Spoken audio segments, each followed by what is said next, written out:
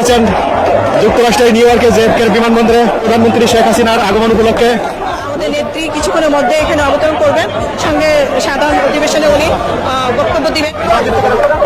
আসছি জননেত্রী শেখ হাসিনাকে রিসিভ করার জন্য আসছি সমস্ত যুক্তরাষ্ট্র যুবলীগ সমস্ত নেতাকর্মী সবাই। এবার যুক্তরাষ্ট্রের সময় সংকেত পেয়ে জাতিসংঘের ৭৯তম অধিবেশনে যোগ দিতে নিউ ইয়র্কে পৌঁছেছেন প্রধানমন্ত্রী শেখ হাসিনা।